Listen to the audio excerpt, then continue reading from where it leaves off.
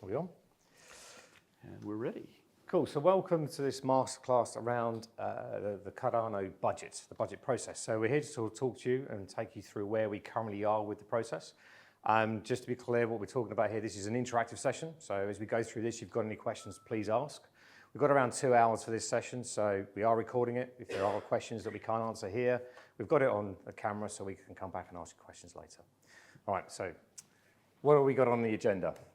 So we're going to take you through the Budget Committee. So just remind everyone what the purpose of the committee is. We have new members been coming onto the committee as well. So we'll kind of give you a holistic view of the process we're going to be following, what our mandates are, and what the committee will be approving. We're then going to go through what 2025 looks like. So some of you may know, part of our process is in September, we've been collecting information from our existing committees, of which we have 7. And we've been talking to them about what they would like to spend the money on if they were have a budget. So all of these areas are draft, so we have a bit of a visibility and a view of each committee.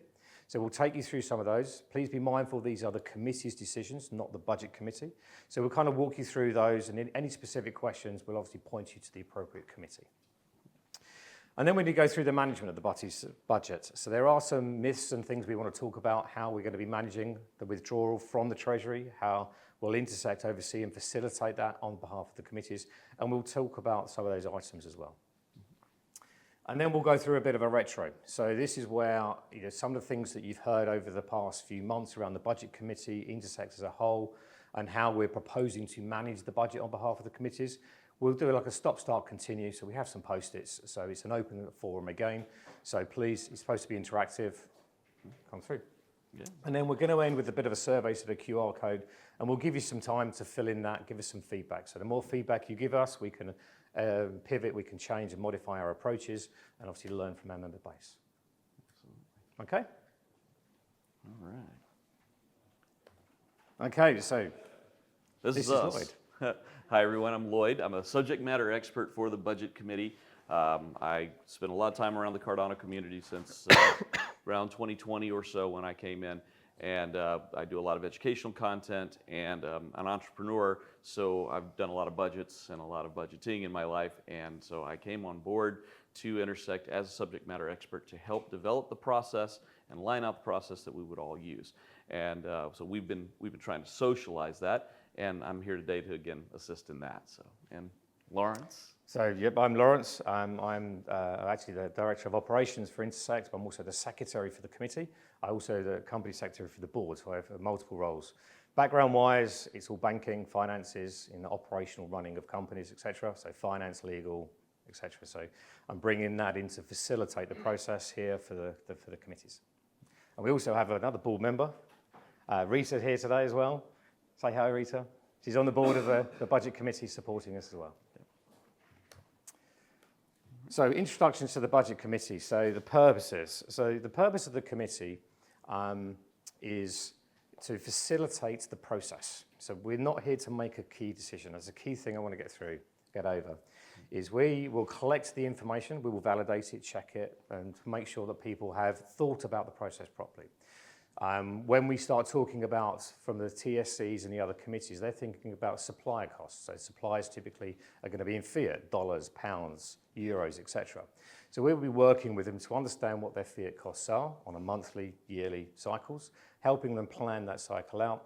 So as that comes through as the budget, we'll have a number. That number will then be put through to the CC&D reps. And our responsibility in the budget is to create that socialization. So we create the elements for the committees to present their information. It's their committee, it's the committee's budget, and go to the CC&D reps.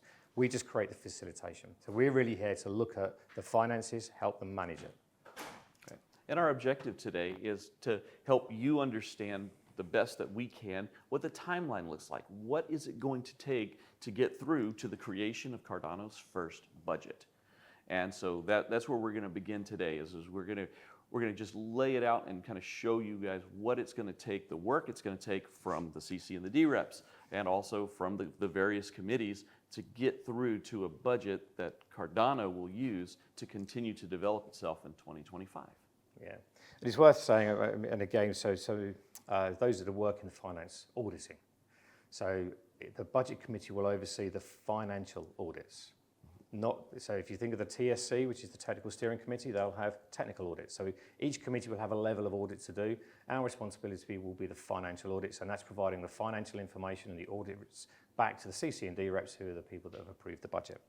So I'm just checking the list of his. We're also going to be doing the Treasury management. So this is the management of the ADA, so the ADA that we've received from the Treasury into our fund. And then it's the dispersal through to the committees. So we will oversee that process and be the facilitators through that for the committees. Any questions? Nice. I'll just get us started on being an interactive session here. So sharing groundbreaking Cardano budget process. Is this the first place that this budget will be presented for the public? And is it correct, this is a draft? And is it going to be published on Intersect now? Like, what does that process look like in terms of? So one of the key mandates for the budget is transparency. So it's the core of Intersect is around transparency. So yes, as we go through this, it will all be online in the knowledge base for people to see the slide decks. There is the budget process, which we've got the numbers for each committees, and that will go through. Obviously, it's still draft. Just to reiterate, this is all draft. None of this has been approved yet. And we're doing as we go into November, it's going to be a cycle and review process. So we suspect the numbers will change. But yes, through this, we'll be explaining to you what we believe the range of the budget is going to be in total. And then we'll have to work with the CC&D reps to agree the net present limit, as per the Constitution, on the total withdrawals for next year. Excited to be here now. Okay, thank you. Any other questions? Yep. Question for the structure of the presentation. Will you cover like the scopes and the extent of like where the budget stops and ends, or will you elaborate a little bit on this? In what ways? Yeah. I don't know, like what are the different categories of the structure of behind like the budget? So we'll go through what the buckets, and each bucket has a mandate. So yes, we'll absolutely cover that for you. So it gives you an idea of how to do that and how does each committee gain access to those buckets. Absolutely. All right, thanks. Okay. All right. So there is a quick congratulations. Apparently, I haven't seen the details of who's on the budget committee, but as those that know, Intersect's gone through a voting, and I believe it's been announced. It has. Here we go. So hot off the press. So hot off the press that we only have it on the cell phone, not on the slide. However, congratulations to the 4 new members of the budget committee, Miss Mercy Fordwu. Hey! And then also Jose Velasquez, Christian Kowalski, and Pepe Otagui. So wonderful to have. We have community members. This is probably the most important point of this, is that this is member driven. That's what is going on here. These are members of the community. They've stood up for election. The members of Intersect have elected these people to these seats, and they will continue the process that we have begun, as we will as well. But they will help us continue this process and take this process forward. So it's exciting being a community member, being a member of Cardano, and then a member of Intersect, and being a part of this. And it's really great to see that we've got 4 more community members now a part of this process. So. Yeah, it's worth noting on the budget, obviously we are the financial elements. So, we've got people like Rita from the finance department from Cardano Foundation. You've got myself, part of the finance of Intersect. You've got IOG finance people as well. So there are some very skilled financial individuals overseeing the process, and obviously bringing in the members and their additional experience as well, just to keep us members driven. So yes, we have to be compliant, and obviously that's what some of the core elements, core members are going to be there for. And obviously the members can help drive us to make sure that we are keeping focused on what the purpose of is members driven. Okay. All right. So what does 2025 look like? Do you want to run through these? Yeah, let's run through them. So, all right. So first of all, this many of you may have already seen this. We've shared this as many times, as many ways as we can up to this point. We came up with 5 budget buckets for 2025. The most important element of these are things we were already doing as a community. The idea of innovating the budget needs to be community driven as well. So with the limited amount of time we had to create a 2025 budget, we went to the things we're already doing and doing well. So we are building on the core of Intersect. We're researching the future of Intersect. One, if you want to call it a new thing, we've been doing governance support for about 2 years now, but it's still pretty new. But we have a bucket for governance support. Outreach and education, every major entity within Cardano does some form or another of outreach and education, so that's a regular thing. And then lastly, community grants. Everybody here's heard of Catalyst, right? So community grants is an important element of what Cardano is, and so those buckets are there. Do they have a mandate? Yes, each bucket has a requirement to meet responsibilities. The core bucket is there to do development to core items and core adjacent items. So things that, like maintenance that have to be done to keep the chain functional, and things like developing new features and new utility that will help all of us. Research is obviously for Cardano, it's our guiding stone. We've always been a research led chain, so we have to continue doing that research.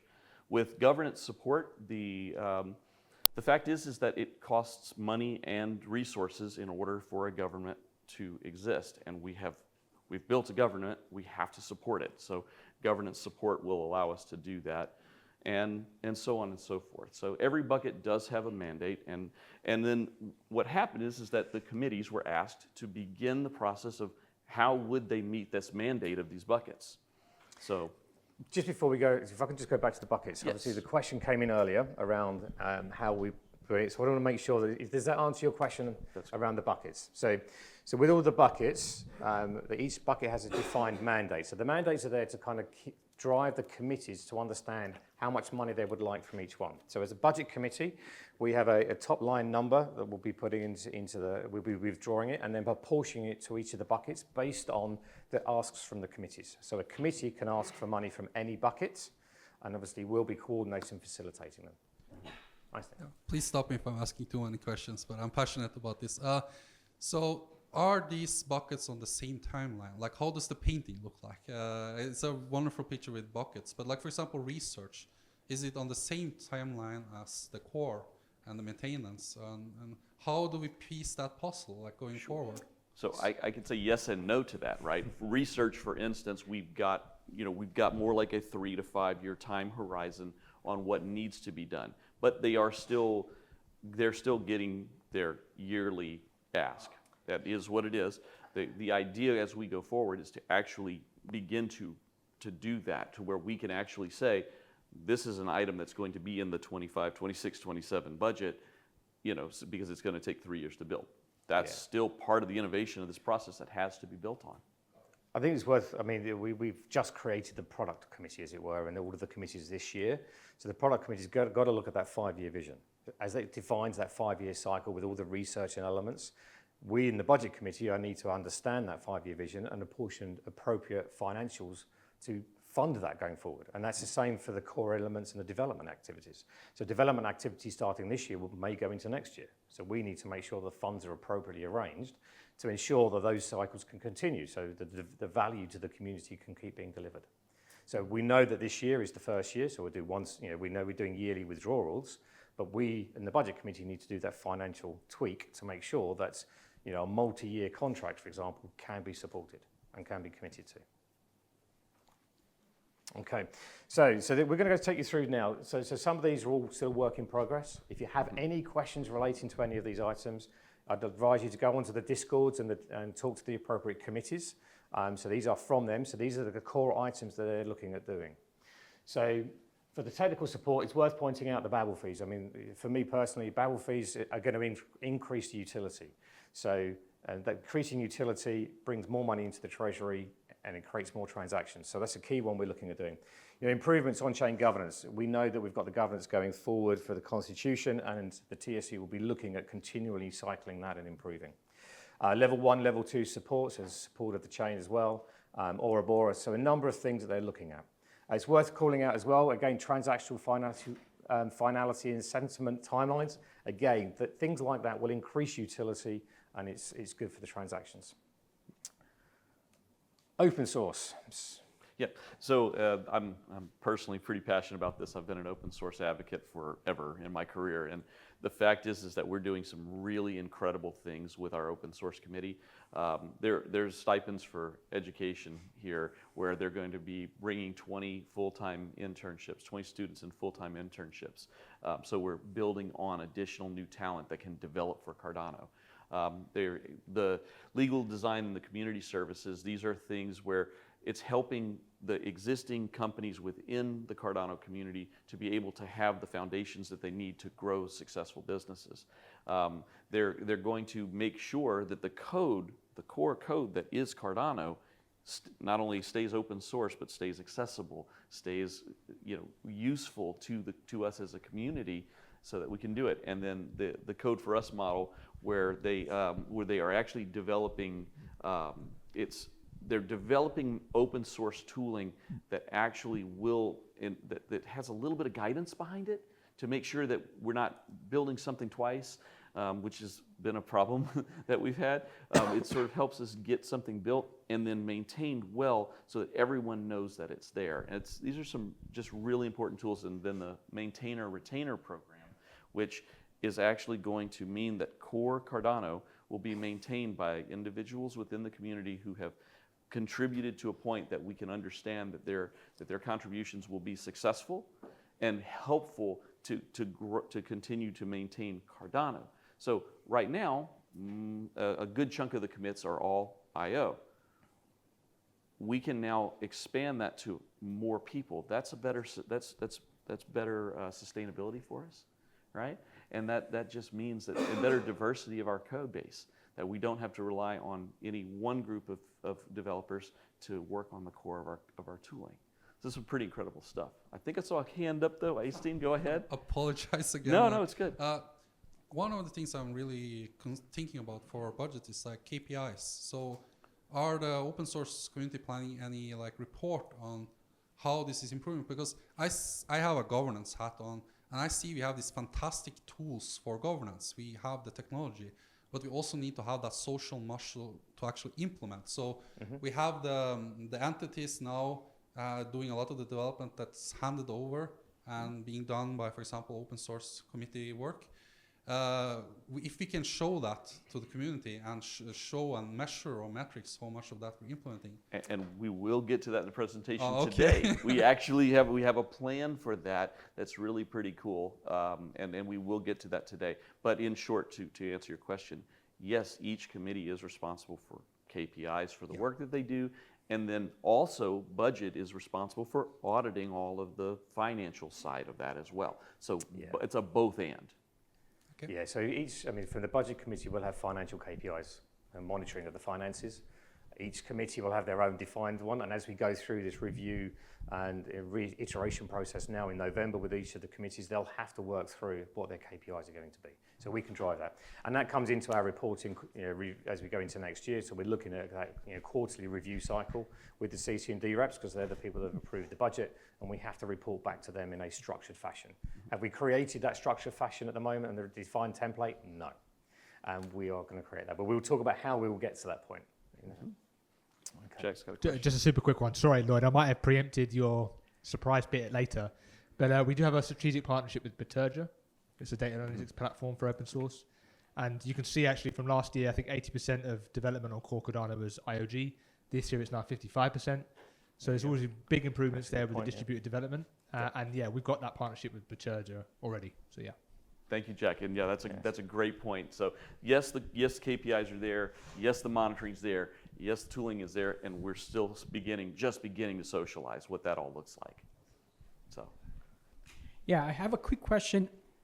I think a few months ago there was an incident on Ledger where an open source engineer that turned out to be somebody from North Korea injected something on the NPM package. How do you vet your open source engineers to avoid those kind of problems? So the open source committee, and that's a great question. That's really a question for that committee. But I will, in short, what is going on there is that they have a contribution ladder. So you would have to contribute over time, and there's KYC for contracts. If they're going to be a paid maintainer, there's a contract for them. So all of that are the things that will avoid that exact problem. If you're being a paid maintainer, you're under contract. I guess my question was with regards to how do you make sure that the person who's saying, in that case, it was fake documents, Sure. Presented, but how do you make sure that the open source maintainer who says who he is is actually the person. I mean, in this case, I don't want to elaborate too much, but the guy has been maintaining Yeah. the repo for a while before injecting his. Right. Yeah. They didn't have KYC processes over that. No. I think they circumvented that by forging documents. I think it's a great question. I don't think we can answer that from a budget perspective. I think it's definitely something we'll take away and put to the OSC committee. So Christian and his team can then come back to you with a question on that one. So if you give us your names and an email address, and what we'll do, obviously we'll note it down and we can follow up afterwards. That's definitely one for the OSC. Yeah. We're going into the MCC. Okay. So membership. Again, this is what drives Intersect, right? So the membership committee did come together, and they actually have a marketing working group that came up with a digital marketing plan. They, as membership, they're driving value to the members, so event management was an obvious thing. As far as outreach and education, we have hubs within Intersect that the community is gathering in different regions, so that they kind of have their own spaces to collaborate on regional issues. And so there's that. And then lastly, the grant program, which Project Catalyst is actually working with the membership and community committee to develop what the grant process will look like in 2025.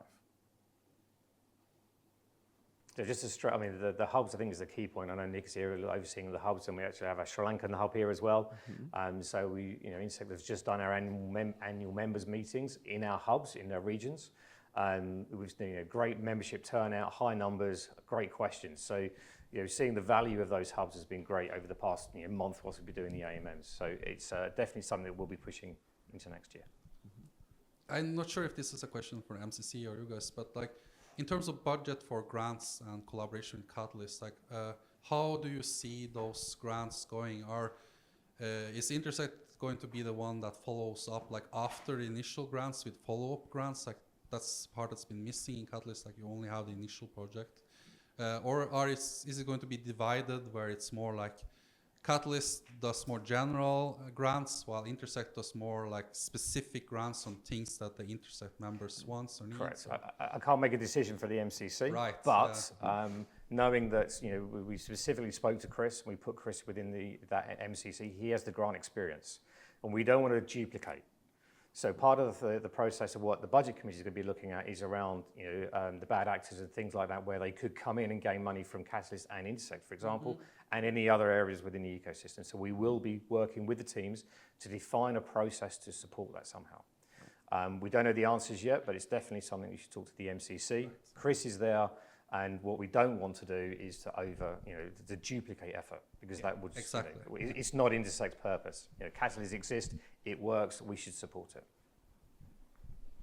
I have a question in regards to grants in general. I mean, not just MCC, but is there an approach of where you as the budget committee recommend to the other committees to not have something like single vendor lock-in, right? Where we do not just want to end up with only Catalyst as an option, because that might not be the most effective way for how to disperse grants, right? I mean, right now, good question. For 2025, there's not a process for an RFP Correct. or something. Yeah. So I think, again, from an Intersect perspective, it's not up for us to decide. Anyone can ask for the requests. So if there is a Catalyst 2 or another company that wishes to perform that, they could go to the MCC, propose their offer, and the MCC could review and discuss and agree a percentage of the budget could be allocated to that entity to be managed, and that's absolutely fine. From a budget perspective, obviously we will be looking at the funds and distributing it as the committee's request. So we're facilitators and support of that. I see. And actually, just to add to what Nico just said, there has been a long, ongoing conversations regarding even regional catalysts, right? So that instead of just having this one big central, should I say a bit centralized catalyst, we have something that's a bit more, regional, a bit more global, a bit more decentralized. So, yeah, definitely a great question. Yeah, it's definitely something you should probably go to the MCC with and discuss with the MCC. This is the whole idea of, as we move toward 2026, finding those elements that we can have some innovation in for 2026's budget. Those conversations should start, because now we're at the place where we have a budget, we can see how the budget's performing, and we can make reasonable decisions on what changes we should make year on year. Thank you, Mercy. Yes, sir. Excuse me, I would like to clarify. As far as I understand, after the Chang fork, hard fork, and the era of governance, there should be the money for Intersect and for Catalyst, as far as I understand, are coming from Treasury, right? And the allocation from Treasury should be voted now, right? So the It will be. DREPs Yep. and Yes. others should be voted. How this process is going to happen? For example, we'll have the Catalyst 13 in December, and we would need to allocate money for the grants. How would that happen, actually? So 13, so the little inside baseball catalyst here, but 13 was already funded. That was funded from the previous ask that they did. So that was never a question that would happen. If we were to have a 14, 15, 16, et cetera, we would have to have a budget, and we'd have to have a Treasury withdrawal that would include at least those funds plus any other funds that need to be withdrawn.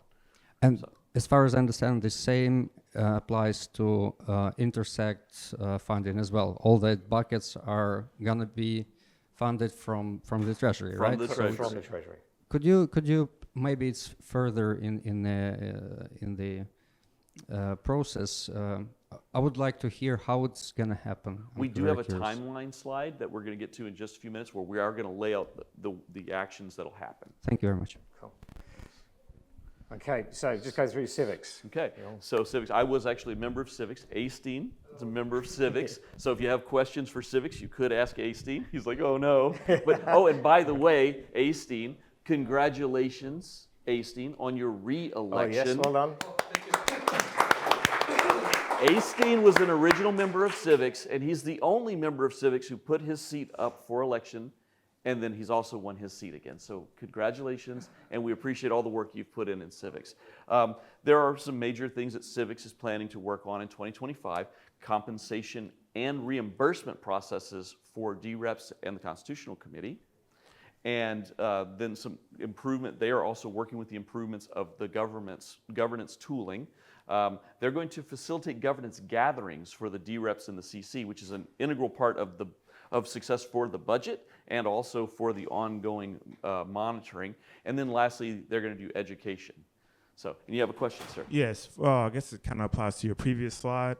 Okay. For the digital marketing and outreach, Yes. I don't know if numbers are finalized yet, but like what's the run rate per quarter of how much you guys Right. are kind of planning to So, spend? yeah, that's not finalized yet, exactly. Those are the kind of questions that are still, they've had an ask, and that's going to go before the DREPs and the CC, and you know, if they're going to have to agree or disagree if they want to have that spend in there or not. So What's the ask? I don't have that number right now. Yeah, I just don't. That's just not what we have today. So. Maybe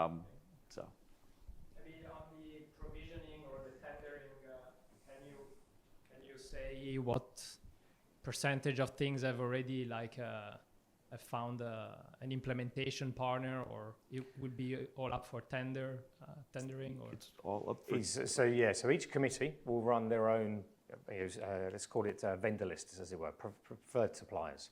So the core services of Intersect will facilitate and work with them, but each of the committees will be able to select their own vendors.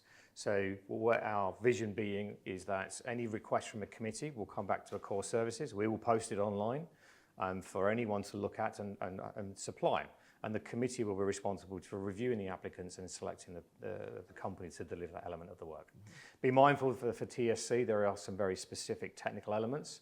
And yes, there are some specific companies that we know are available. And we're talking to them to say, how does new people come into the world? Who's talking about the Bitergia map that we talked about and the expansion of the development cases. So we need to create a way for new companies and new individuals to come into that cycle somehow. So we, through this year and into next year, will be working with each committee, understand their preferred supplier list and understand how new suppliers can get into that list with them as well.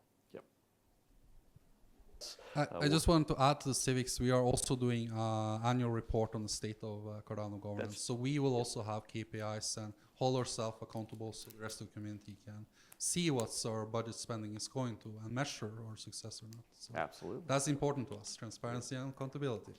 That's it. Perfect. Thanks, Hastings. Budget. Budget. Okay, so what does the Budget Committee have planned for 2025? So we have obviously the management of the Cardano budget. Is it being spent accordingly? Is it being, the things, there were asks that were made, there should be tenders that have gone out, there should be completed milestones of work, and then the payments should be going out. We're managing that process. Quarterly financial reviews. So every quarter, we're going to invite the CC and the D reps to see what has happened in the Cardano budget spend during that quarter. We're going to work with the committees to make sure that their budgets are managed effectively. And then we're going to be outlining the plan for 2026's budget, which will look like 2025's budget, but with hopefully some improvements and some changes that the community has recommended over the year. And then lastly, we will be performing financial audits on all of the work. If you look at the Constitution requires that if we have a Treasury withdrawal over a certain amount, that actually any Treasury withdrawal now has to have a financial audit. So originally the language had some money, a number in there, but the number ended up going away in the current version. So as of right now, the Constitution just says if you've had a Treasury withdrawal, you have to perform financial audits. And so the Budget Committee will be performing those financial audits during the year. Thorsten? I have a question on the independence between the group of people who are managing actually the budgets and the ones who are performing the financial audits, because there could be a conflict of interest. That's right. How do you address that? Yeah. So we're going to external audit companies. So again, as a part of the Budget Committee, we'll be seeking external suppliers, asking if they would like to come in and do an audit, and the members will be approving who does that. We'll also be looking at hopefully bringing in a group of members to oversee some of that if they've got the appropriate skill sets, so they can validate what we do as well. So it won't be us as a committee performing them, it will be us as a committee facilitating them. Questions? Well, my question was about the same, like who will be performing this financial audit? It's going to be another company? Third parties, Third yes. parties? Okay, and that third party, how it's going to be selected? So the Because there are plan, like many. our vision for that, again, we've got to build it, is that we will go to a number of suppliers, ask them to provide it, and we'll post it online for anyone to respond back to it, and then the responses from it's called an RFI process will go to the Budget Committee, and that membership would then select a number of them to supply, because we need multiple audit companies, not just one. Thank you. So we're giving you an overview of all of these specific committees. As we've mentioned, the product committee is creating that vision. So what the product committee has done is take all of the inputs that each committee would like and created a kind of a goal. And this is still a work in progress. So this is the kind of the vision for next year. And it is to drive initiatives that bring developers, dApps, and users to Cardano for the real-world applications. And there's 4 key elements that they've seen. There's the goals that each element is working. So the product committee are going to be working with all of the other committees to create the vision and trying to align to these goals. Now, these are work in progress, and the budget product committee is having a number of open sessions at the moment where they're inviting people to come in to discuss what the vision is for next year, understand what each committee is doing, and see and validate whether these goals are actually correct or not. So this all may change, but this is where the product committee is at, and I encourage you to get involved in their open sessions. Okay, so any other questions relating to the committees before I move on to the next bit? I was just wondering, because as a member-based organization, right, you want a lot of members to also have a say when it comes to the budgets.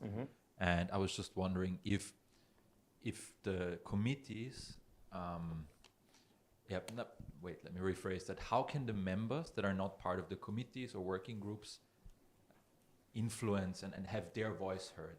So couple of things that are going on there. There's always options within Intersect, right? So we have the idea of our special interest groups, right?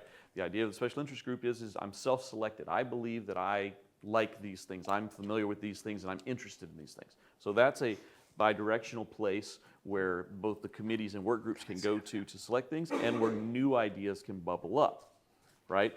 And so that's one area. Then another area, obviously, is volunteer to be on a working group.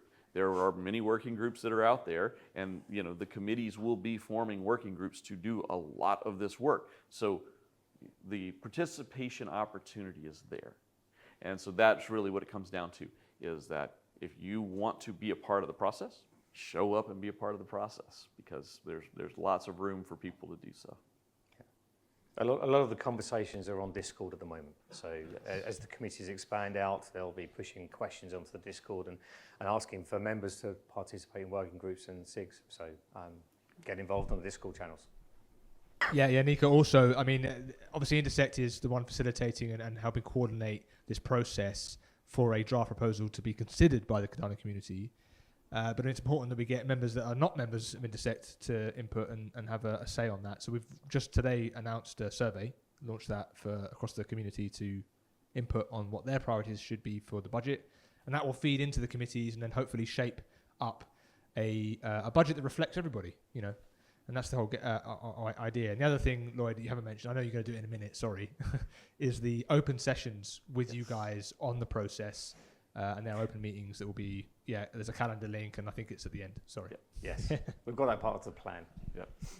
These slides. This is just out of my curiosity. And how long have you been working on this budgeting? How long have I been working on it? As an SME, I don't know, like Intersect. Well, so I can say that in January of 24, January of 24, we had a London process workshop that the Civics Committee put on, where we sort of started a lot of the ideas that are here were bubbling up from that workshop, and it went through as of end of June. I joined as an SME and began the work as the SME to help shape the process based on all of that feedback that we'd been receiving, plus all the other processes we already have within Cardano. And so all of that started around June, and here we are. Okay. And do you have like any timeline for these runway numbers? We do have timelines here that we're going to go over on where things are in just a couple of slides. So Okay, we definitely will get to the timeline shortly. Before we leave the subject, I fully agree with you. Like you show up to be part of the process, but how do we also make the knowledge available? I know we have the knowledge base. That's a very readable format.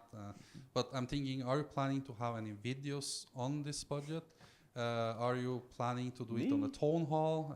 I'm sure you have something to say there. Me doing videos and town halls? No, I would never. never. Yes, of course. Yeah. Yeah, lots and lots of videos, lots of town halls. Yeah. You know, that means obviously that's just Because my par for point the is, course with us. you can only participate if you know it's there, right? You're right, absolutely. And yes, we are not stopping to produce videos. We've obviously been producing the GM Cardano videos through these last several months. We're going to continue producing those same style of videos, short content, fast content, so that it's very digestible and make it easy for and as addressable to as many people as possible. So yes, 100%, Awesome. Absolutely. Great to hear. I mean, preluding, we've got a timeline diagram, but as we move into November, that becomes the socialization of the budgets and the information. So there'll be sessions every week, X spaces, etc., where we're opening up to everybody to come in, ask questions, and understand more. And I think that the Intersect Regional Hub model also presents a very good channel for bringing in as many voices as possible when it comes to The hub model. shaping the Absolutely, yes. Yes. So So you've just had a lot of experience with the hubs. So having done the Tokyo and the Sri Lankan, I'm seeing the power of localization and local conversations. So we'll be working with the Japanese hub about presenting this type of information in their language to their region in their way rather than our way. So we may create the contact, but we support and facilitate the hubs to then expand it out to their membership base. So so as we go into these sessions, it will be more convenient for them to do it, and we'll be supporting the hubs to push the messages out as well. Okay. All right. So management of the budget. So when we talk about Treasury management, we know that we've got to make a withdrawal from Treasury. That's the purpose of the budget. So at the moment, with all the budget information that we've got, nothing's been confirmed. We are still looking at a range between 300 and 500 million as a withdrawal number. So as we go through this cycle in November to December, we'll be doing the review and the recycle with each of the committees and coming to a number, which is then going to be socialized through to the CC and D reps. So when we take the money from the Treasury, it is going to be in ADA and it will be held within a wallet. So when we start bringing that in, obviously we're looking at how we're going to do the withdrawal as in one withdrawal, or is there going to be multiple withdrawals? Our utopian for us is one withdrawal. So we take it from the Treasury, put it into a wallet where it stays on chain, so it doesn't get converted and taken off chain in any way, shape or form. And then we're going to be working through on a monthly cycle on how that ADA is then dispersed. So again, just to dispel the myth of, we know that every supplier is paid for in some sort of a fiat, but we're not going to take that money and then put it straight into a fiat, because that would kill the ADA price. We won't be doing that. So we will be looking at a monthly cycle where we utilize things like stable coins and appropriate fiat and FX transfers to maintain that money going through the month. So dispersal of it will be, we've got a plan for it depending on when we receive the money. But with all of the committees, we have all of the contracts in place. We have a contracts team that's reviewing all the payment cycles, the key milestones and delivery. And then that'll be feeding into our financial payroll systems. So again, so we'll have the ADA, and we have bank accounts already prepped and ready. And then we'll have that cycle of conversions. Now, inevitably, people keep asking me, when are we going to be creating and performing these actions? Some of these items are secret, and we will be keeping them confidential. So these things are going to be transparent. Because what we don't want to be able to do is tell the community every month on the 27th, we will be converting ADA to dollars, for example, because we know that people can do potential trading associated with that. So elements like that will be managed by the Budget Committee within the Treasury Management Working Group, which will be kept as a defined group in itself. When we start looking at the staking elements of these, so it's another question that people have asked us. Again, so we receive the funds, we would like to receive it in one lump sum. We will then plan to stake that in multiple stake pools. That increases the decentralization. So the Budget Committee will be working with some of the CC and D reps on how and who and which stake pools they go to. So we don't want to select just one, but we'll be working with the community to pick multiple stake pools. And we may have a cycle where we move the stake pools around to make sure that we spread and increase decentralization. There is a level of risk management we're monitoring with this as well. There is some mitigation, so we are working with the appropriate legal companies at the moment around the dispersal of ADA, how we manage in-country tax, and etc. So there are a lot of risk, there's a lot of moving parts with this at this moment in time. So we don't have all the answers for that element at the moment, so around the tax implications of ADA payments in countries. So please bear with us around those. Question?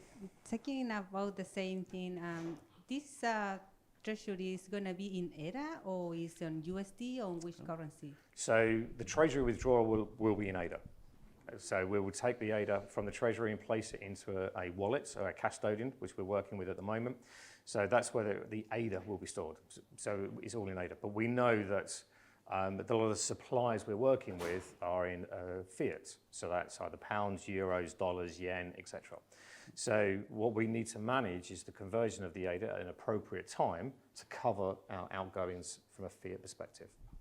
Now, as we coming into the close of this year, we will be working with suppliers to understand, can we move them to a stablecoin? So we know that there's USDM, USDA coming. So could we move suppliers to, rather than accept a fiat, could they take a USDM, a stablecoin? So that keeps it on chain. That's great. But the Budget Committee still needs to be mindful that if we give a supplier a stablecoin, they could then convert that straight to fiat, because they still have to pay salaries.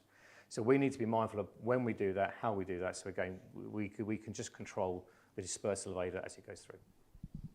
Because also like the taxes and all that legal side, that how they're gonna manage under which country they're gonna have this Treasury? So at the moment, so Intersect is homed in Wyoming. So we're following. So we are Wyoming. However, that's separate from the Cardano Development Foundation, which is changing its name. So it's called the CDF as a nickname. So the CDF is Cayman Islands. So that is where the Treasury will be stored. Sorry, which country? It's Cayman Islands. It's in the Cayman. So Intersect is the sole administrator for that fund. But so there are two entities that we oversee, the Intersect and the CDF. So it will be stored in the CDF, and the CDF has a defined mandate that ADA can only be spent for the betterment of the community. So there's a defined mandate that controls the spending of that money. You saw the buckets. So we're working with the Cayman entity, the director of the Cayman entity, to separate each of the buckets as well. So we have a defined mandate for each bucket. So that ensures that the money we receive is being spent correctly and for the betterment of the community. It doesn't come to Intersect. So just to reiterate, Intersect is just the support and facilitator of that fund. The CDF is the name of a company or is there abbreviation? It is an entity itself, yes. It's called the Cardano Development Foundation. It was created in July last year, and obviously Intersect, when it was created on the 8th of December, became the sole administrator. But so just to be clear, the name of that will change. So we are just going through a renaming of that process at the moment. So the CDF will change. But it is a separate entity, two separate companies. And Intersect is the administrator of it today, but again, there could be a conversation where another entity wishes to gain access to that. And that is... What's the reasoning for this separate entity? It's just legal? It's legal. We wanted to make sure that Intersect is a members-based organisation, and the CDF is the fund that's going to be used for the betterment of the community. And we're just the facilitators and administrators of that fund. So there's two separate. So again, if, for example, Intersect, another company wanted to come in and oversee the CDF and or gain access to that, we could facilitate that and discuss that. Lawrence, can you talk a bit about like passive versus active management of Treasury? There's two things there. Number one is like, what if we have a profit from the Treasury? We actually spend less, and how do you envision that going forward? The other one is the level of active management. So if we are not only just passively staking, but for example, doing something active with USDM capital or USDA capital, how would that look like, and how will you be held accountable to like risks and what's your team that's also doing these risk assessments on this? Like, I think it's really important principal questions. So we haven't defined all of those elements, but we are working through them at the moment to gain the understanding. So are we going to actively manage? Should we actively manage? It's a good question. I personally think that we should be passive because we don't want to risk the ADA. But again, the Budget Committee and the Treasury Working Group will be reviewing and discussing those elements. The worst thing for me is if we make an investment, let's say from that CDF on behalf of the community, and that loses money. Ultimately, the community lost money. So, and the mandate for the CDF is there to stop us from doing that, because we have to make sure that every penny is spent for the betterment of the community. So I suspect it will only be staked next year. I do not see it on long-term investments, but it will be discussed and be put to the CC&D reps who approved it, should we want to expand that out. The quick question. So over the past 12 months, we've seen the price of ADA go from 24 cents to 70 cents and back down. How, if we're going to withdraw ADA from the Treasury and hold it in a wallet, how do we manage that volatility and risk to be able to budget and spend the ADA? Well, so we're going through the hedging at the moment. So how are we going to manage that? So we know if we can understand the contracts and suppliers, so there's a committee cost from our contractors, so that will roll into next year. So we have that understood at the moment. As we go receive the money, then we will need to hedge it somehow. So we can move it into stablecoins, which will secure the price, and or we'll have to sell some at some point. So we have some money left over from this year in fiat, which will cover us into next year. So we can see us through to the point of receiving the Treasury withdrawal. And then we've got to then figure out that monthly dispersal on how that then works. So yes, if we sign a contract for £10,000, one would assume that we would then hedge that by pushing it into stable coins to mitigate it. Will we do it per contract? Probably not, no. Would we do it on an average spend per monthly, so a financial whip? Then yes, we probably would do that. But the part of the committee is to work through that, and that's why we have the financial experts on the committee to help guide us around doing that. Exactly. And again, we won't be announcing when and how we're going to be doing these because of the potential trading complications. As a company that's received ADA over the past 12 months and had to manage that risk, it's very, very tough. So. Wow. If you want to come in and have a chat about it, I'm happy to go through in more detail because there's some lessons learned that you've got that we can take on board. I mean, the committee, I'm sure, would love to hear your story.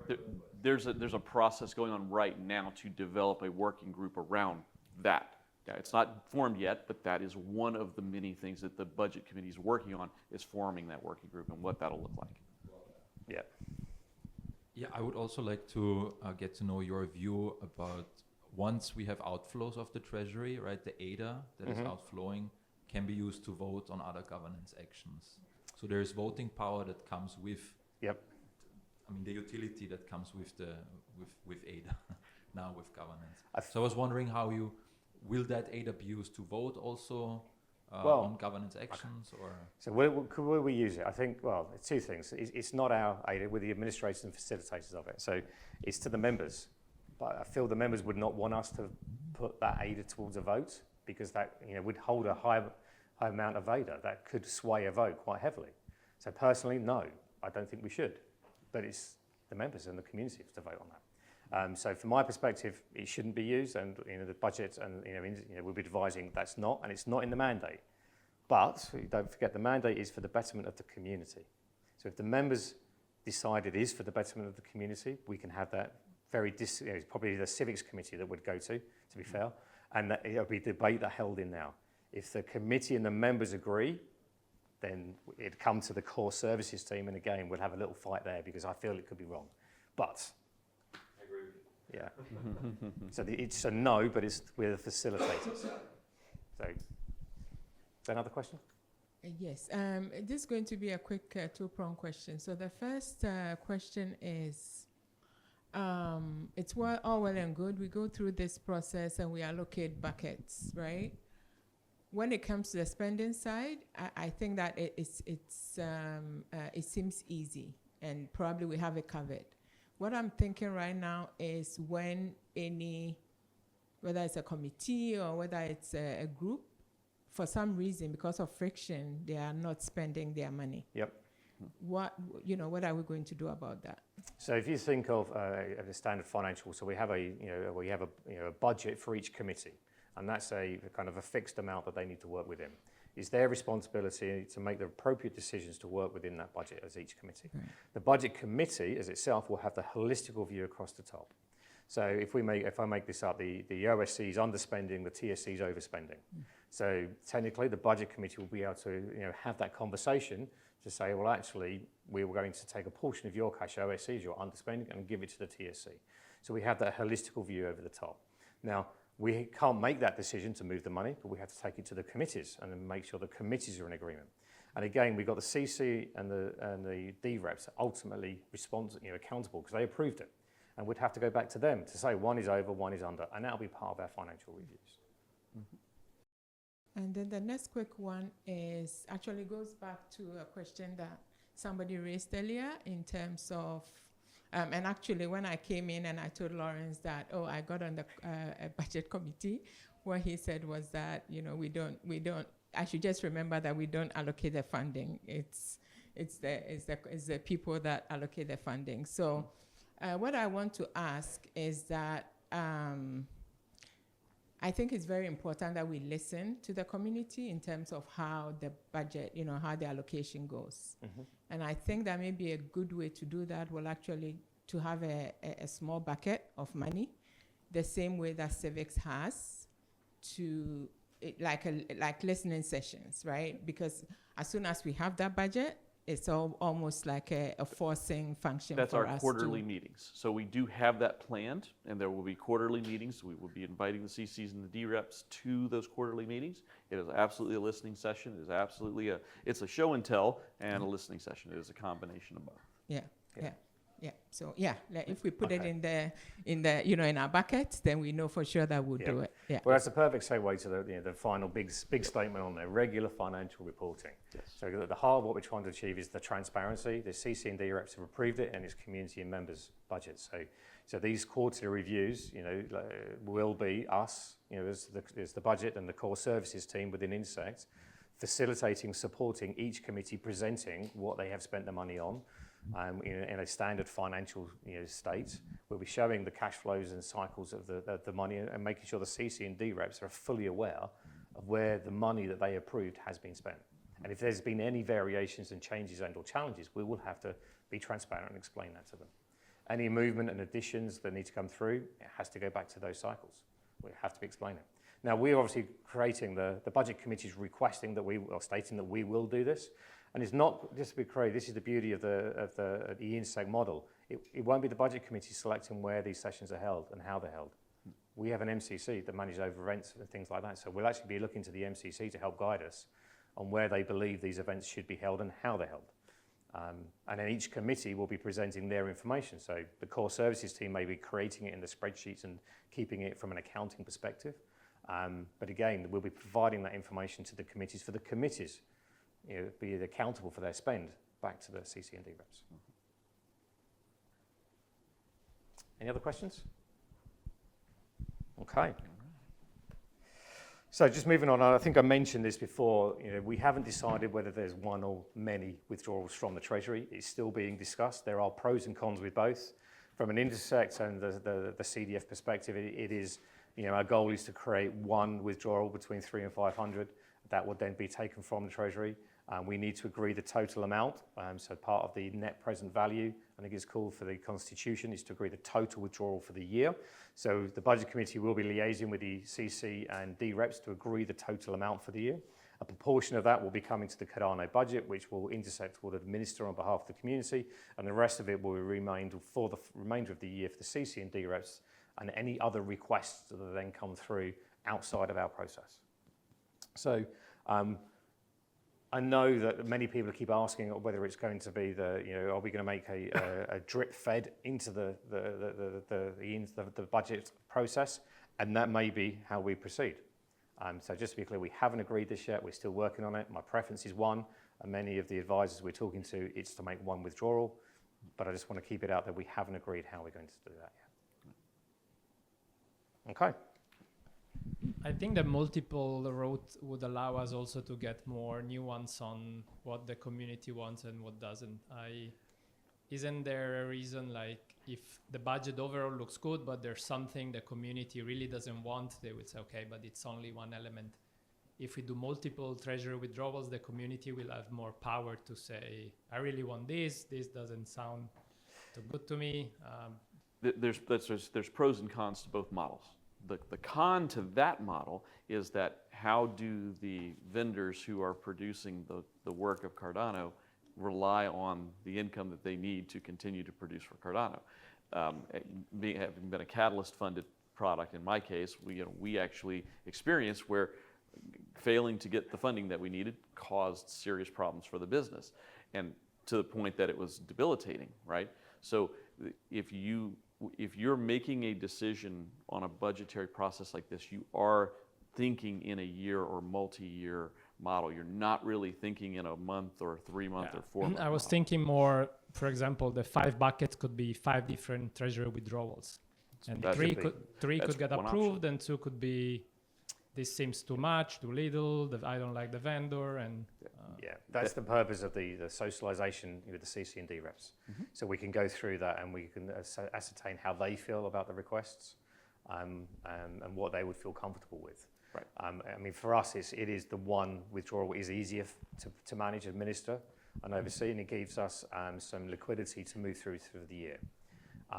If we go through multiple, there are risks associated with each bucket. If one is rejected, we can't start the work. We then have to wait another cycle and another period.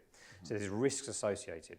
So what we're hoping, and this will go through the CC and the D-Rep socialization elements, is we are agreeing a figure, and then the detail is where the CC and D-Reps will be validating it through our quarterly reviews.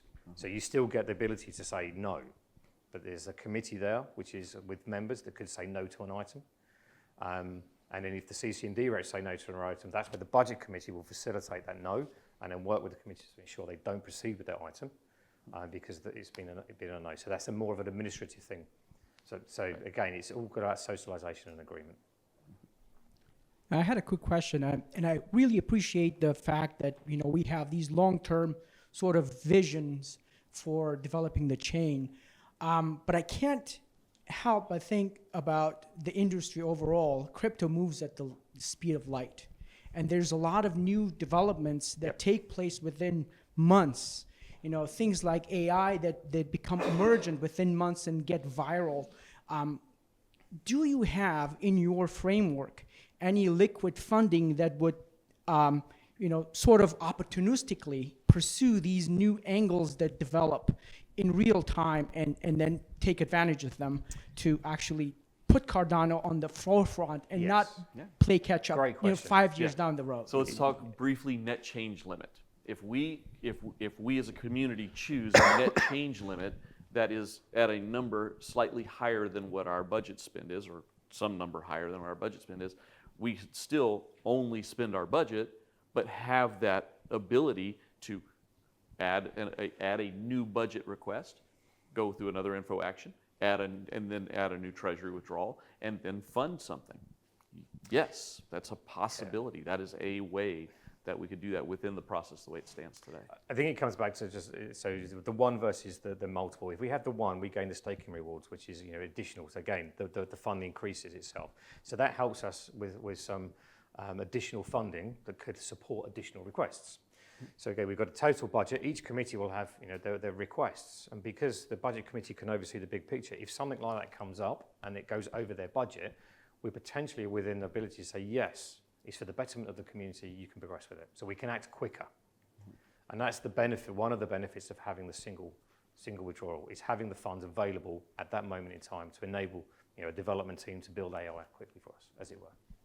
Thank you. I do understand the point of having more, less risk, that some plan gets disrupted, by a missed voting. But can you elaborate a little bit more why you think, what you mean by lower treasury pressure as an advantage, of the single withdrawal? Because in another sense, there's more pressure in doing a big withdrawal.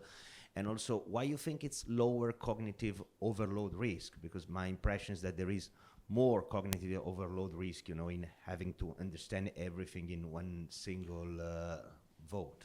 Okay. So the approach, the reason there's less cognitive risk with a single transaction, we actually proved this in SanchoNet. All that you have to do to derail the chain is make it to where there's so many governance actions that they can't get done.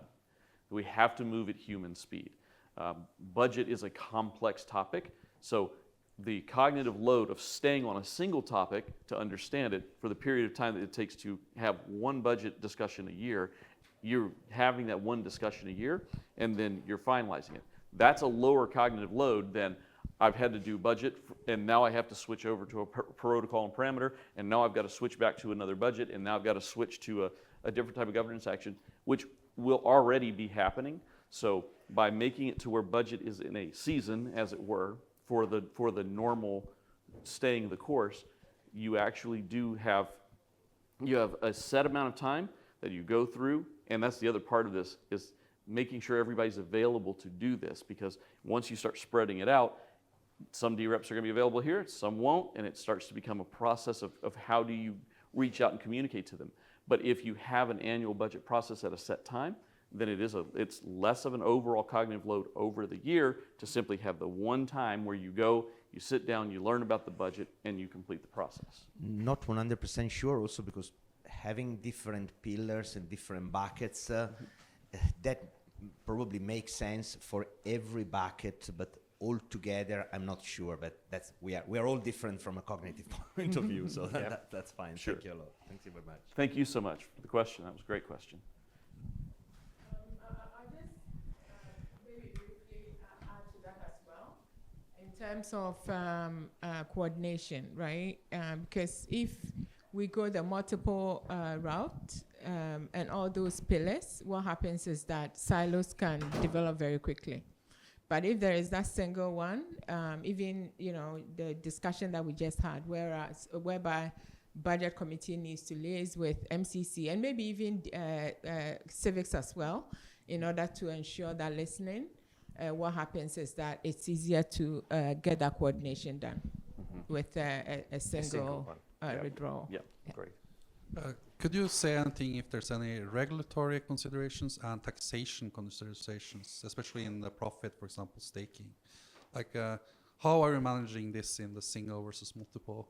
For example, end of the year and then withdrawal again at the start of the next year in terms of taxation, staking profits, in terms of how you're organized. Yep. Could you have some color on that? So yes, so tax, crypto in itself at the moment is a challenge if you think of across the globe anyway, so there's a whole bunch of areas I won't cover too much here. So we know that we gain revenue, so staking is a class of revenue that's coming in, so thus is taxable in certain places. Cayman Islands, we're lucky, and that's one of the reasons we selected it, so the tax in that area is quite low. But yes, we've got a number of lawyers reviewing tax implications of what we're doing, the dispersal of the ADA as well, to guide us and support us on understanding, to keep us compliant ultimately. So, do we have the defined answer right now? No. Are we working with the legal lawyers to sort of help us? Yes, we are. So regarding the third point in the single withdrawal, am I audible? Yeah, we could just start here, sorry. So it says the staking rewards, supplements the budget, but I think, as per the ledger specification, actually the same amount of rewards are withdrawn from the reserves and it goes to the treasury. So if you actually do, lots of treasury withdrawal, the staking rewards, instead of going to the treasury, would actually go to the, your wallet. So I think it doesn't supplement, but it's actually reduces the treasury more and more. I'm talking in terms of the ledger specifications. Yes, you mean that's for multiple ones?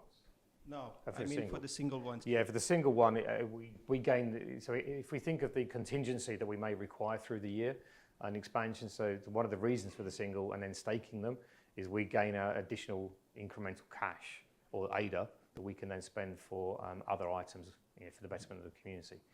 But there is pros and cons with each. So that's what the third point actually, it's not correct. That's what my point is. Oh, it does. It actually is, though. It does once these funds are pulled from the treasury, they now can be staked, and that staking reward stays in that wallet. It does not go back. It does not go back. Exactly. To the That's what I'm saying. So now the staking rewards comes to your wallet. Yep. If you do not take so much withdrawal, the exact staking rewards actually go to the treasury because the same amount of rewards are withdrawn from the reserves as per the specs. Yep. Yeah, this That's should true. be reviewed once. Yeah. Yeah, quick question. I know you touched upon this a little bit. There was a question before that, but I just wanted to find out if Intersect has the mandate to manage the treasury beyond the yearly cycle and whatnot. What I'm particularly concerned about, we know that we have cycles in crypto where the price goes up really parabolically, and then it comes down. And at the peak, it is naturally advisable from a financial point of view to liquidate a part of treasury to fund the projects in the downturn. Yep. So there is a case to be made for effective portfolio management to make sure that the treasury never doesn't run out of money fast during the bear market. Do you have the mandate to do those kind of operations, or at least hire a professional to do that for you? So as the sole administrator, yes. But are we going to, Intersect will always be the facilitator and supporter. So we will be going to the appropriate professionals to get that done. So part of the Treasury working group, we have Treasury experts from IOG, Emergo, and CF stepping into that area to support us. And yes, we'll be looking at how do we expand that going forward. That goes back to what I asked about, like passive versus active management. Because as a gentleman said over here, like if it's just a passive staking reward, you're really just like adding an extra from the treasury, basically, by those staking rewards. If it's active management, there's level of the active management, and especially like de-risking. You're already talking a bit about it, like moving it to stable coins so that you actually are protected from those downturns in terms of deliverance. But also in terms of like getting yield from other sources, then you are not even having a taxation on the treasury itself. You're actually having a net benefit. So I think that's a really important debate we need to take, like the level of active managements. Yep. Yeah. Absolutely agree. Absolutely agree. And there is a working group forming around that. So stay in, Okay. All right. So our plans for 2025. The question's kind of come up a couple times. What's the timeline look like? How do these things happen? So I'll even back up a little before 2025. If things work the way Chang +1 goes through and we continue to move along, then our next goals, we have a net change limit that has to be decided upon. That can be decided upon once and it can stay. It could be modified. The net change limit is the amount of ADA per a period of time that we can withdraw from the Treasury. So that number has to be established by the DREPs. Again, what we're socializing is somewhere between 300 and 500 million over 73 epochs, which would be every year. So that's the number. Now, and that number holds up to the projections of how much is going into the Treasury every year. So that is sort of the idea of spending within our means. That's up to debate. The DREPs are going to have to decide that. The DREPs have to vote 51% or more on an info action that contains the net change limit. Is the net change limit and the period defined outside of the budget, or? That has to be defined, yes, as its own info action before we can go to the budget, because the budget will actually have to include the info action for the budget, which will be the next thing we produce, would have to include what Treasury withdrawals we would do to accomplish the budget. So you have to know the net change limit in order to then make the budget correctly so that it's constitutional. Quick question on exchanges. Okay. So as we know, exchanges hold a lot of ADA, but they're not necessarily the owners of the ADA. They have an ability to vote. And I'm wondering, what kind of mechanisms are there for them to be prevented to use the budgeting process to their own benefit, because they just have a lot of ADA to sway the vote one way or another. That's a feature of the system that we live within.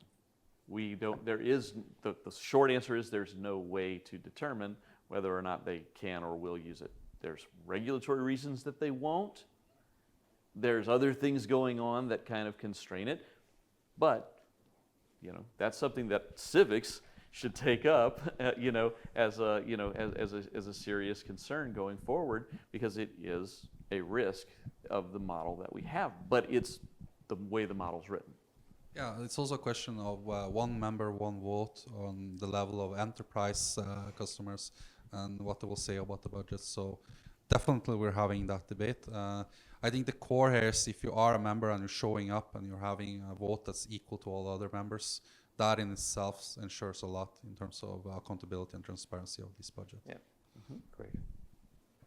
Okay, so our timelines obviously are here for people to be aware of that. We're obviously aiming for them.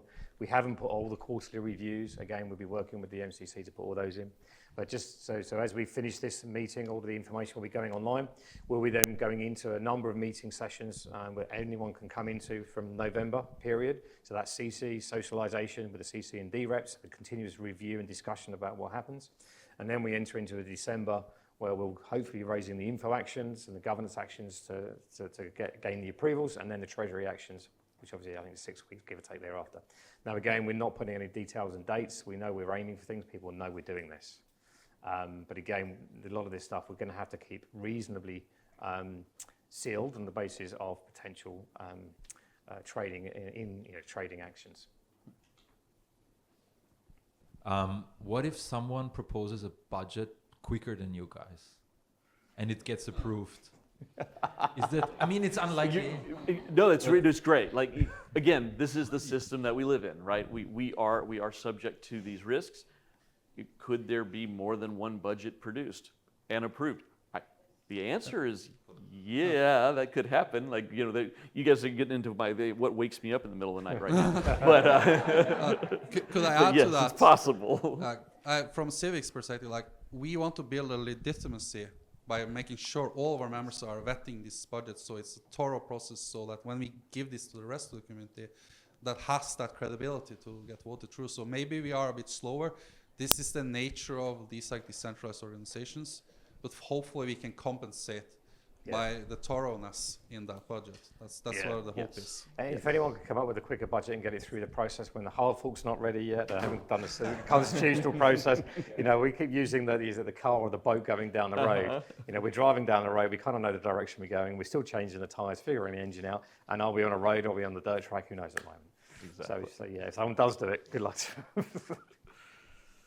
Yes, I have some concerns, and it touches upon what the two gentlemen said, right? So first concern is that as much as the price goes up, it comes down as well, right? There's no altcoin or no cryptocurrency which is immune to it. Even Bitcoin itself, in every correction cycle, bear market goes down 80%. And if Bitcoin goes down 80%, alt usually do 90, 95%, right? So my concern is that what we are seeing, depletion of treasury, we are seeing in nominal ADA value, right? So let's say, for example, hypothetically, treasury has 1.6 billion ADA, 2 billion, whatever, right? We are taking 300, 500 million right now. Now next year, for example, this year, that 300 million ADA might be, again, hypothetically, $100 million. Next year, that might be anybody's guess, right? Yep. Right. So what I'm trying to say is that because we are only looking year after year, by the time we reach next year, it might be too little too late, because that might have shrunken to. So instead of seeing depletion in nominal value, which is ADA value, we should see depletion in dollar value and how to maintain that dollar value. Great question. I couldn't agree more. However, the Cardano Constitution outlines that we have to budget in ADA. So we're forced into doing it that way for now. However, that could be something that could come up as a discussion point at the Civics, but it could come up as a discussion point at the. I completely agree. This was more a food for thought for people managing and voting, because there's a lot more to think about, not just small milestone. Agreed. Yeah. And we could choose to take an amount of ADA out of the treasury that would then fund multiple years at some point in the future.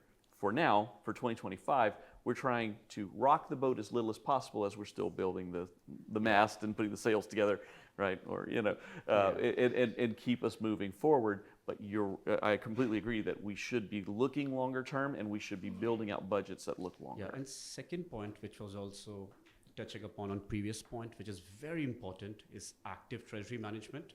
Because how corporates work in real world and everything else is their OPEX is funded by how their treasury is managed.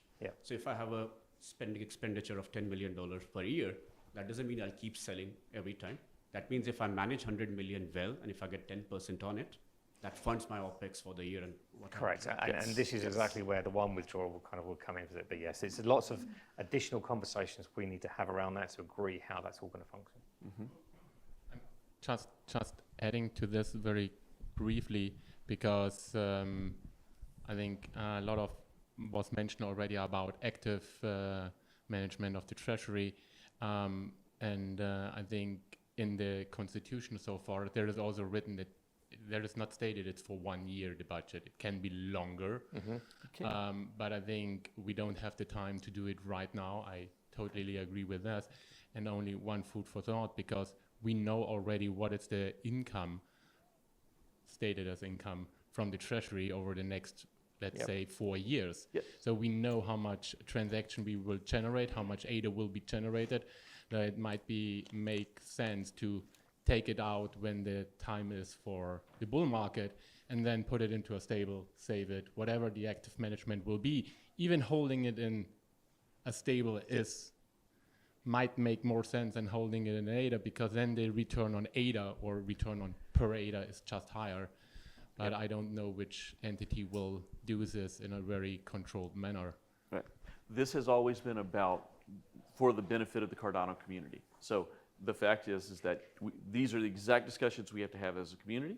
Intersect is the place where we can come together and collaborate, have these discussions, and figure out exactly how we want to do that over the next few years.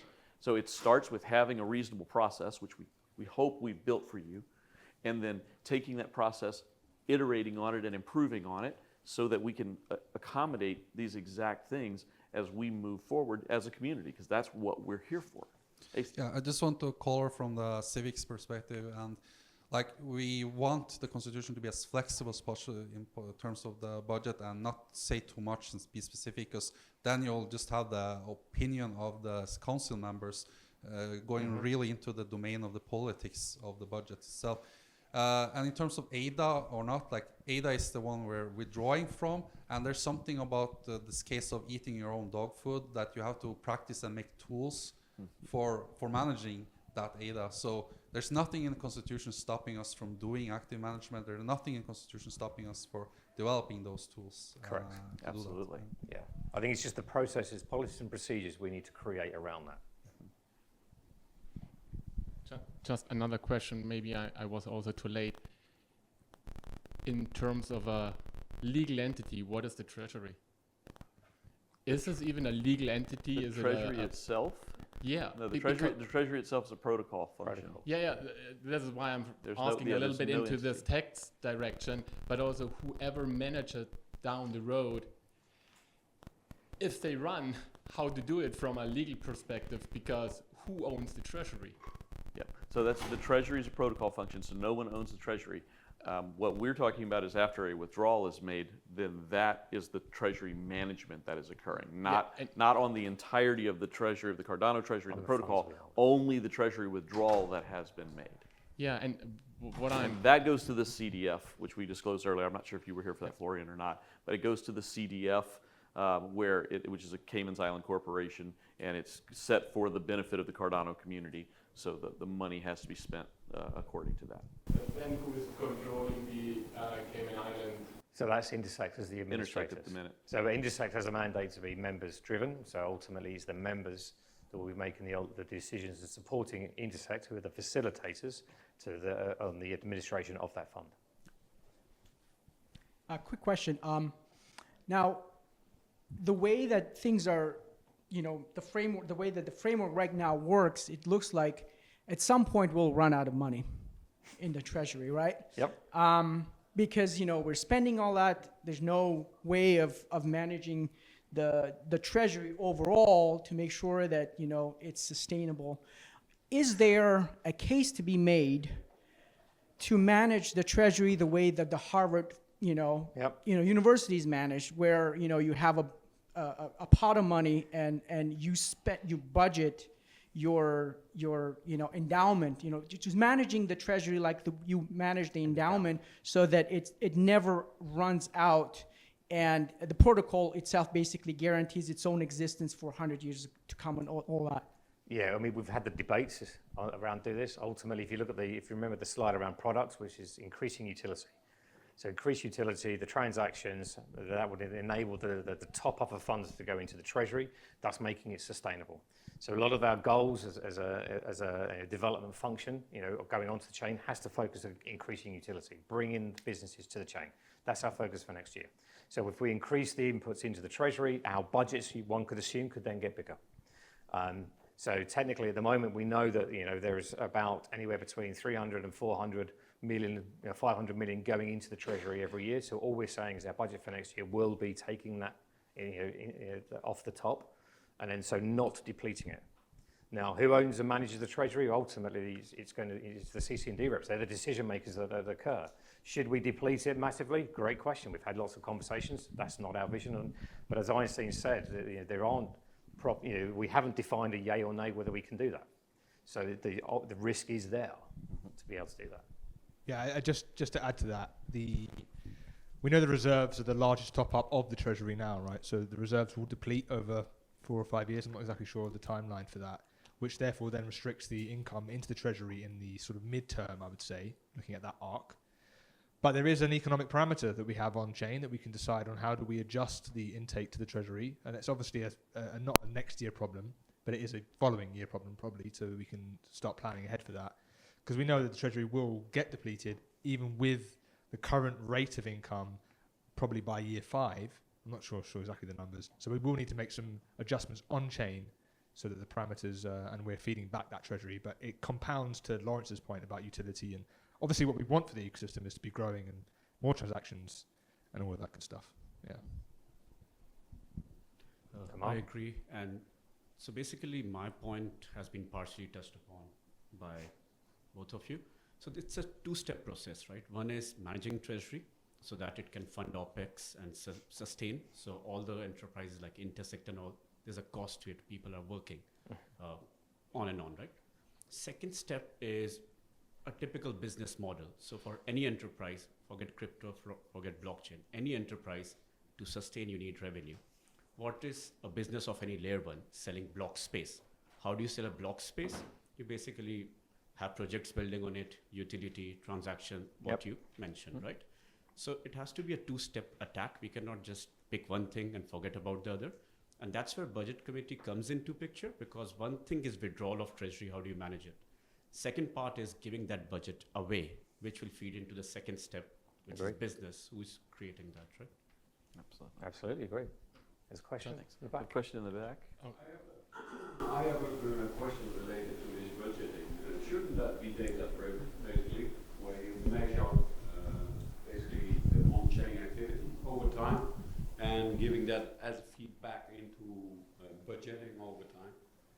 Because So we expect, of course, the transaction volume to grow. So you have more income that is coming into the treasury. So on the basis of that, you can expand. Yeah.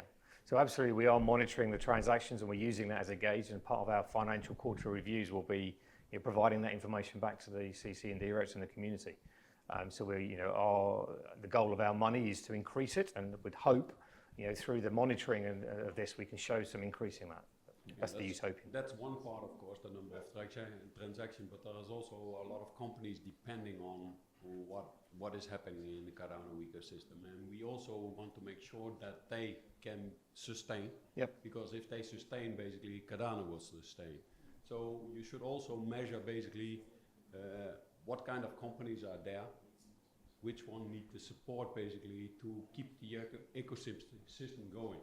Yeah, very good question. Good. Yeah. Yes. Yeah, there is some ecosystem mapping pieces. Again, that's not really a budget thing for us to work from, but there are pieces of ecosystem mapping that are occurring within Cardano right now to do exactly that kind of function. Yeah, I think IOG and Ben Hallam was pushing the ecosystem map to show all the involvement of the companies and the details behind it, to exactly kind of support what you've just asked.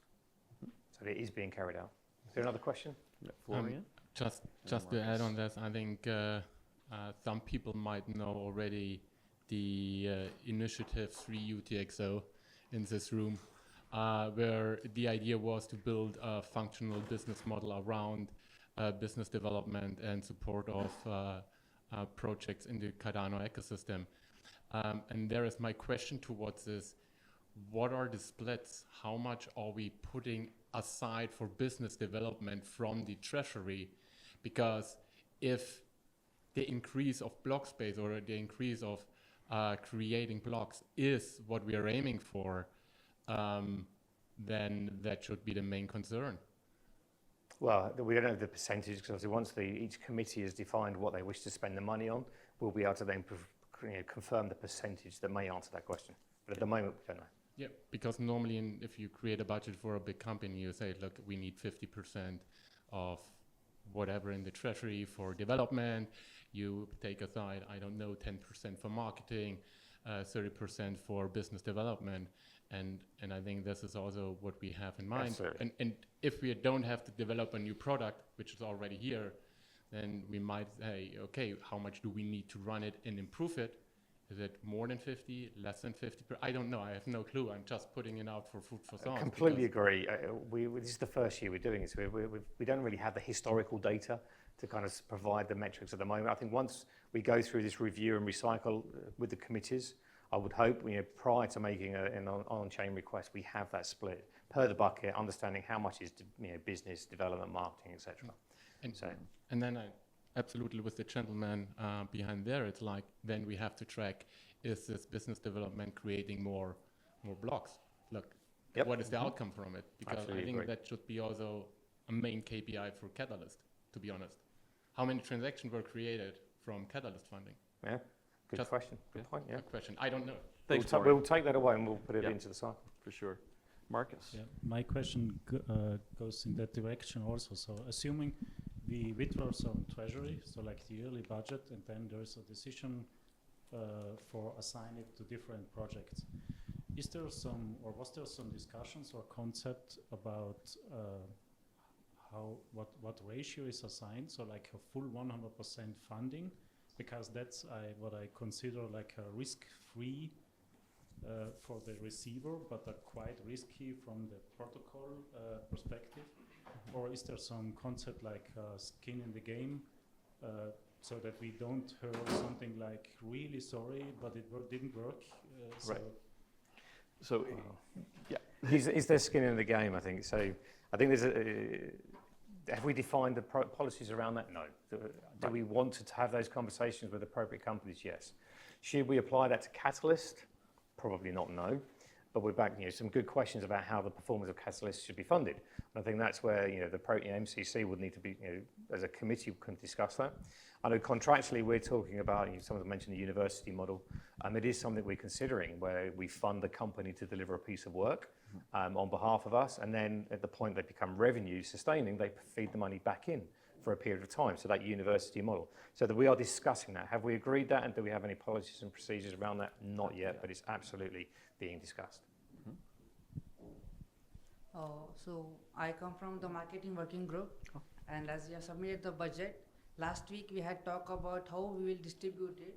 So we came up with 3 ways. One was loans, subsidy, and grants. So as previously, we have come from Catalyst system where we are giving grants and not getting anything in return.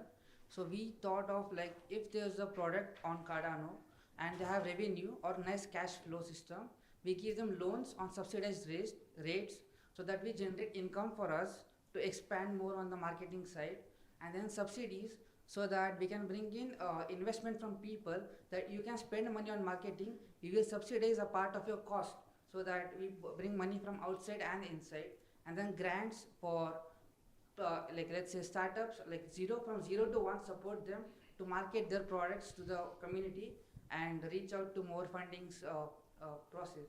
So like if we can, how we can get the support of contracts and stuff, can explain. Okay. Well, it's an interesting model. That hasn't come back to the budget committee as a reviewing cycle, especially the loans element. But again, marketing goes into the MCC, so the MCC committee could debate that discussion. And then, assuming that they wish to progress forward with that type of an approach, it could be put forward to the budget committee to review as a challenge. That's what I wanted to point out, is that right there just shows you that that's Intersect in action right there. That's one of the working groups coming up with a novel concept. They've got to bring it to their committee, and then from there, the decisions are made that help us in the budget do what we have to do in order to handle it from our end on the budget side of things. So thank you for illustrating that. That was great. That was not planned, guys. It just came up just like that. So that's really fantastic to see Intersect working the way it is. Now we're down to our last. There's one more question at the back. He's been waiting. Yeah. So sorry. Yeah. So hey Ken. Article 3, Section 8. So I want to do an intent check with you. Oh boy. So let's go, Ken. Come on. What you got? So it seems pretty clear for any info actions to be constitutional, there has to be a budget in place. Yes. All right, so that's a good starting point. So I've heard contradictory opinions as to whether there's another restriction that says that any subsequent info actions have to be linked to an approved budget in order to be constitutional. That's not how I read it in the plain language, but I've heard some people say that. So what's the intent, and how do you read that? So the intent is that we have an info action that lays out the Cardano annual budget for the year and lays out the Treasury withdrawals that will occur to match that based upon the net change limit. So we'll have an info action that's a net change limit that's the current, because that's not a protocol parameter right now. It might be in the future, but for now it is not. So we have that info action, and then that info action is the budget info action would call the net change limit, saying according to the net change limit, we can make this transaction or these transactions in order to create the budget for 2025, and we would use these buckets, and these are the mandates that we would spend, and that would go in as an info action. Once that info action is approved, 51% or greater of DREPs, then the Treasury action references the info action, and that is how we prove constitutionally that we have done the budget process and that we have made a withdrawal request that is constitutional. So if I understand correctly, budget's in effect, then we have a different Treasury withdrawal action that has a ton of support from the community, right? Some emerging thing comes out. As long as that withdrawal fits within the delta of the net change limit, it's not facially unconstitutional to actually fund that. Do I understand correctly? I'm going to give you a maybe on that, and that's really up to the CC. That's not a decision I'd be able to tell you. I think the CC would have to debate that.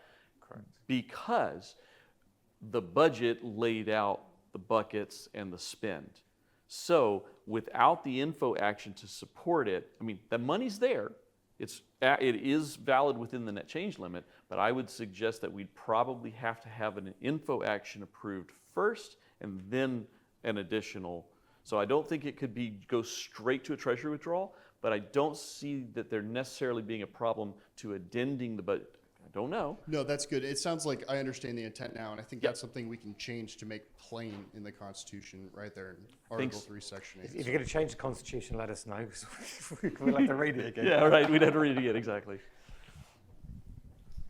Right, all right, one more question. Yeah, so we've got Thorsten will make the last question if you don't mind. Wait for the mic. We'll always do more afterwards. Yep. The question is actually based on that one. Yeah. Is there any process which you're planning at this moment in time to do budget adjustments, which kind of happens also in real life? You make a budget and then you more or less have to review budget, have to either top it up or more or less adjust it in which way ever, more or less kind of to run through the whole year. Absolutely. So the quarterly reviews are there for that purpose, so we can review that. Now, if we have again, we've got the goal being to set the budget, the financials, and then manage the committees within that limit is our goal. Inevitably, with the shift of ADA prices and other things that may influence that, the quarterly reviews are there for us to go back to the CC and the DREPs, who are the ultimate approvers of this, and facilitate a conversation. That was a super quick comment. So I'm putting my ICC hat on. I'm one of the constitutional counsels. AC, would you grab the mic from Thorsten, please? Sorry. No worries, thank you. I highly recommend people read the rationales of the different constitutional councils currently on the info action, because this goes to the core of effective governance. Should you vote on the info action that relates to budget, is constitutional or not, during the info action, or 3 months later when you do the withdrawal, the Treasury, and maybe in my opinion, this is my opinion, it's important we already vote on the constitutionality when we present the budget in the info action. So I highly recommend people read the rationales of the different councils and make up their mind and have that debate in the community. Thank you, AC. Okay. All right.